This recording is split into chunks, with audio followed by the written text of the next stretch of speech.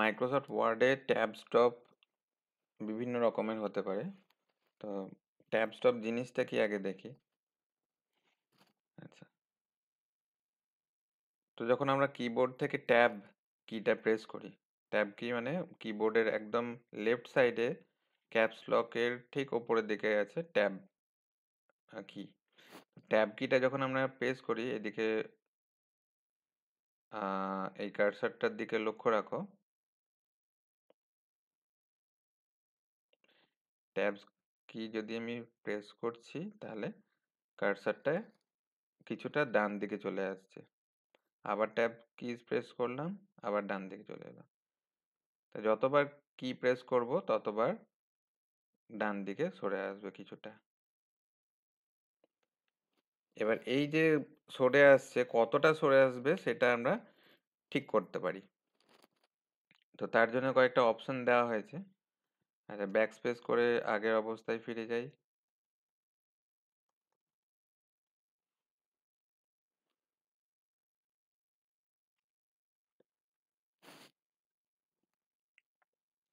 দেখো এখানে যে ডকুমেন্টটা আছে, ডকুমেন্ট এরিয়ার উপরের দিকে বাঁ দিকে কোণে একটা সিম্বল দেখাচ্ছে এল লেখা। একটু জুম করি। তো এই জায়গাটায় দেখো এর নাম দেখাচ্ছে লেফট ট্যাব। তো লেফট ট্যাবটা এরকম ভাবে দেখাবে যে এল এর আকৃতি। আর একবার যদি আমি এখানে ক্লিক করি তাহলে এটা এরকম ধরনের সিম্বল চলে আসবে, উল্টো টি। তো এর নাম হচ্ছে সেন্টার ট্যাব। আচ্ছা, আর একবার যদি এখানে ক্লিক করি উল্টো দিকে এল, এটার নাম হচ্ছে রাইট ট্যাব। আর একবার যদি এখানে ক্লিক করি এর উল্টো দিকে টি এবং ওপরে একটা ডট সিম্বল আছে, এটা হচ্ছে ডেসিমাল ট্যাব। তো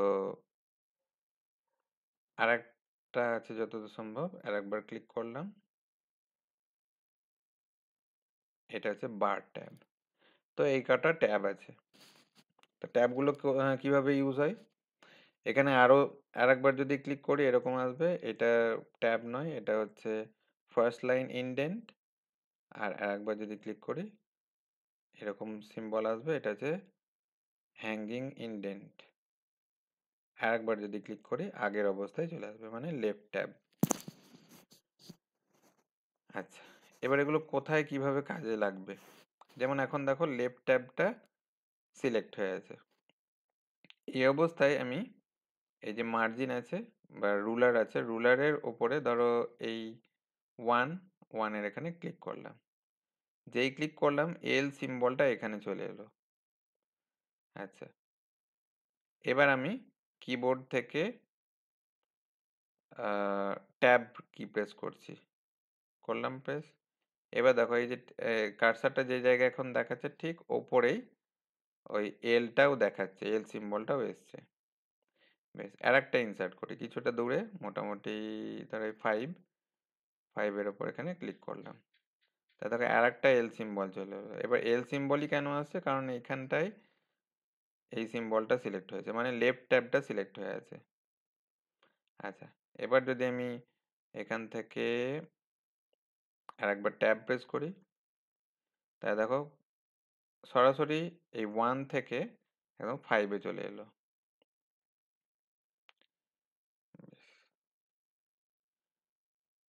তাহলে এখানে ওই যে ট্যাব প্রেস করলে কত দূর সরবে সেটা আমি এখানে কন্ট্রোল করলাম। আচ্ছা, এবার যদি আমি কিছু টাইপ করি, দেখো যখন ধরো এ বি সি টাইপ করলাম, তা লেখাটা কিন্তু এর পরে পর থেকে শুরু হচ্ছে। মানে এল যেটা দেখাচ্ছে 5, 5-এর পর থেকে শুরু হচ্ছে। বা এই আগের ট্যাবটাতেও যদি যাই, ওখানে হয়তো কিছু লিখলাম 1 2 3, তা সেক্ষেত্রেও এই একদম নিচে এল এর নিচে অংশ থেকে শুরু হচ্ছে লেখাটা। বেশ, এবার দেখো এটাকে চেঞ্জ করছি আমি। তো লেফট আরেকবার ক্লিক করলাম তাহলে এটা হয়ে যাচ্ছে সেন্টার ট্যাব। তো সেন্টার ট্যাবটা আমি ওটা থাকা অবস্থায় আমি ক্লিক করছি 10 এই সংখ্যাটার উপরে। বেশ, তাহলে দেখো এখানটা কি হয়ে গেল, উল্টো দিকে টি দেখাচ্ছে। এবার এই অবস্থায় আমি এইখানটায় ক্লিক করলাম। আচ্ছা, তাহলে এখন এবিসি এখানে কার্সারটা আছে। আরেকবার যদি ট্যাব প্রেস করি, ওই উল্টো দিকে যে টি আছে তার নিচে লেখাটা দেখাচ্ছে। এইবার দেখো যদি কিছু টাইপ করি আমি, ডিইএফ টাইপ করলাম। এবার এই অ্যালাইনমেন্টটা একবার লক্ষ্য করো। এটার ক্ষেত্রে যেমন এবিসিটার এক মানে এটার একদম ওপরে এলটা ছিল, এখানে কিন্তু ডিটার ওপরে একদম ওপরে এলটা নেই। তার বদলে কি হয়েছে যে এই লেখাটা ঠিক এই এল নয়, উল্টো টি যেটা বা সেন্টার ট্যাব যেটা, সেন্টার ট্যাবের ঠিক মিডল পজিশনে ডিইএফটা আছে। মানে এবার যদি আরেকটা কিছু লিখি, ডিইএফ জিএইচআই, তাহলে দেখো লেখাটা কি হচ্ছে, এই যে উল্টো দিকে টি বা সেন্টার ট্যাব, সেই সেন্টার ট্যাবের ঠিক সেন্টারে লেখাটা আসছে।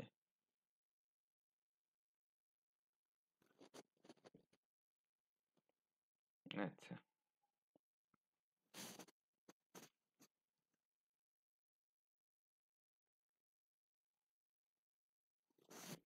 নেক্সট আর একবার এখানে ক্লিক করছি।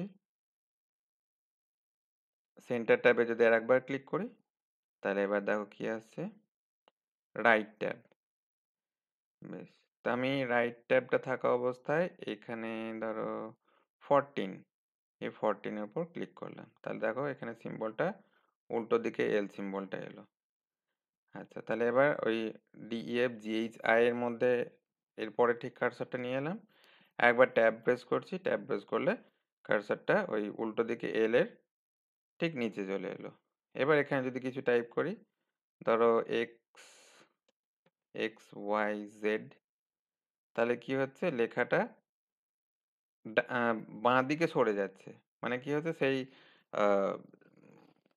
রাইট অ্যালাইনমেন্টের মতন, যে এখানে যখন কিছু লিখছি এর ডান দিকে ওই আর কিছু যাচ্ছে না। মানে যে লেখাটা লিখছি আগের লেখাগুলো বাঁ দিকে সরে আসছে। তো এইটাই হচ্ছে কাজ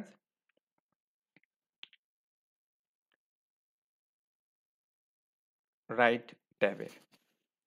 আচ্ছা, আর একটা ট্যাব দেখি। আচ্ছা, এগুলোকে রিমুভ করে দিই কারণ এখানে জায়গা নেই। তো রিমুভ করার জন্য এই ট্যাবগুলোর ওপর ক্লিক করবে এবং নিচের দিকে টানবে, পেজের পেজের মধ্যে ড্র্যাগ করে নিয়ে আসবে, তাহলে রিমুভ হয়ে যাবে। একটা রিমুভ হলো, এটাও রিমুভ করে দিই। বেশ, সেটা রিমুভ করলাম, এটাও রিমুভ করে দিই। আচ্ছা, আর একটা আছে, এটা রিমুভ করে দিই। আচ্ছা, যখন রিমুভ করে দেবে তখন এই ট্যাবের পজিশনগুলো নর্মাল হয়ে যাবে আর কি। মানে বাই ডিফল্ট যেটা থাকে, যে ট্যাব প্রেস করলে যতটা যাওয়া উচিত ততটা করেই যাবে কার্সারটা, মানে ততটা গ্যাপ থাকবে দুটো টেক্সটের মধ্যে। আচ্ছা, এইবার আর একটা কাজ করছি। এরপরে আর একটা যে ট্যাব আছে, ক্লিক করলাম। এটা হচ্ছে ডেসিমাল ট্যাব। ডেসিমাল ট্যাব এটা সিলেক্ট থাকা অবস্থায় ধরো 4 এর ওপর ক্লিক করলাম, তাহলে ডেসিমাল ট্যাব এখানে ইনসার্ট হয়ে গেল। আচ্ছা, এখন এই জায়গাটায় আমার কার্সারটা আছে, একবার ট্যাব প্রেস করলাম, ডেসিমাল ট্যাবের ঠিক নিচে কার্সারটা চলে এলো। এবার এখানে কিছু টাইপ করছি। তো ধরো টাইপ করছি 100.50। বেশ, এবার দেখো একটা জিনিস লক্ষ্য করো, 100 আরো সংখ্যাটা বাড়াচ্ছি একটু, 100 আরো দুটো জিরো বাড়াচ্ছি। তাই যে জিরোটা বাড়াচ্ছি, দশমিকের আগে যে সংখ্যাটা আছে সেই সংখ্যাটা কিন্তু বাঁ দিকে সরতে থাকছে। মানে আম, যে প্রথম ডিজিটটা আছে ডিজিটটা বাঁ দিকে সরতে থাকছে। আর এবার যদি 50 মানে পয়েন্টের পরে যে ভ্যালুটা আছে সেটাকে যদি আমি বাড়াই, ধরো 1 2, তাহলে কি হচ্ছে, লেখাটা ডান দিকে বাড়তে থাকছে। তো এটাই হচ্ছে কাজ। ডেসিমাল ট্যাবের। বেশ, আরেকটা ট্যাব আছে।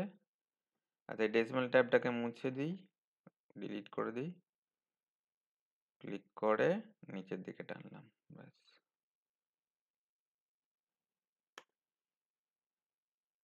আচ্ছা, পরেরটা দেখা যাক। এখানে ক্লিক করলাম। এটা হচ্ছে বার ট্যাব। বার ট্যাবের কি কাজ দেখা যাক। ধরো এখানে 5 এর নিচে এখানে ক্লিক করলাম।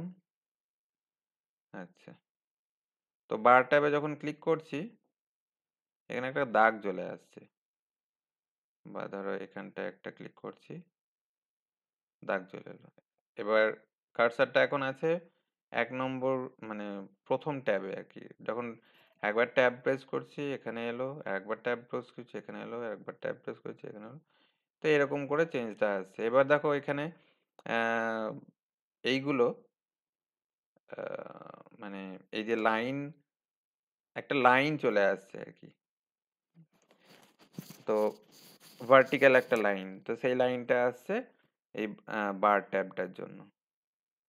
তাহলে যতবার এন্টার প্রেস করবে এই লাইনটা যত বাড়তে থাকবে, কিছু একটা লিখলাম, কিছু, এন্টার যেই প্রেস করবো আর একটা আরো লাইনটা নিচের দিকে নেমে যাবে, আবার কিছু লিখলাম, এরকম।